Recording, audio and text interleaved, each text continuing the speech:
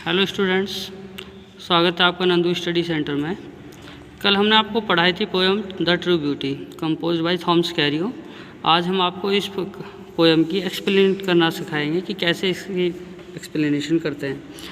तो मैंने यहाँ पे ये पहला ही पैराग्राफ पे किया है। ही that loves A rosy cheek और ए कोरल लिप एडमायर्स और from star like eyes doth seek fuel to maintain his fires as old time makes this decay so his flames must waste away.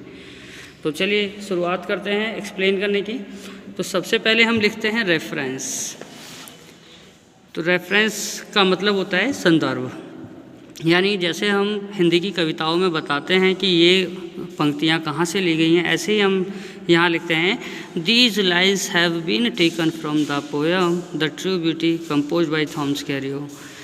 तो these lines, ये लाइनें have been taken ली गई हैं from the poem कविता से the true beauty composed bye, जो कि लिखी गई है बाय थॉमस कैरियो द्वारा।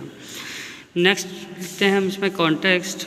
In these lines the poet describes the meaning of true beauty. देखिए कॉन्टेक्स्ट होता है कि इन ए नटशेल, यानी छोटी सी लाइन में पूरी पोएम या जो स्टैंजा हम जिसकी एक्सप्लेनेशन कर रहे हैं उसके बारे में लिखना है कि इसमें कवि क्या बताना चाहता है।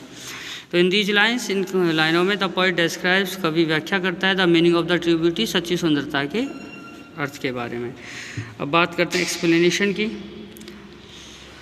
तो हेयर द पोइट सेज, यहाँ कवि क्या कहता है दैट की रेड चीक्स लाइक रोज, गुलाबी गाल, रेड लिप्स लाइक कोरल, मूंगिया जैसे होठ, and the bright shining eyes like star, और सितारों जैसी आँखें मेक ए वुमेन ब्यूटीफुल, एक औरत को सुंदर बनाती हैं। बट लेकिन these physical charms are temporary, लेकिन ये जो शारीरिक सुंदरता हैं ये कुछ ही क्षण के लिए होती हैं। They die with the passage of time, जैसे जैसे समय गुजरता है ये ख़त्म हो जाती हैं।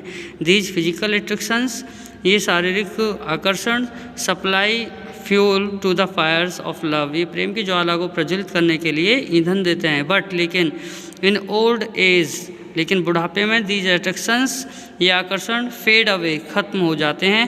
And the fire of love fed by these attractions, और वो अग्नि जो इन आकर्षणों से पैदा होती है ऑल्सो डाइज, वह भी ख़त्म हो जाती है। सो इसीलिए a man should not be attracted by the physical beauty, इसलिए किसी एक भी व्यक्ति को शारीरिक सुंदरता की तरफ आकर्षित नहीं होना चाहिए।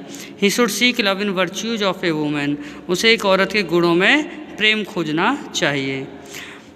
इसके बाद हम चाहें तो या कमेंट्स लिख सकते हैं, क्योंकि कमेंट्स लिखने से इसकी एक्सप्लेनेशन की सुंदरता बढ़ जाती है और हमें अच्छे मार्क्स मिल सकते हैं। तो यहाँ पे हमने कमेंट लिखा है the poet has glorified this stanza, कि कवि ने इस स्टैंजा को ग्लोरीफाइड किया है, यानी इसकी प्रशंसा की है by using figure of speech, कुछ फिगर ऑफ स्पीच को यूज करते हुए। वो कौन कौन से हैं? मेटाफर है, सिमली है और पर्सोनिफिकेशन है।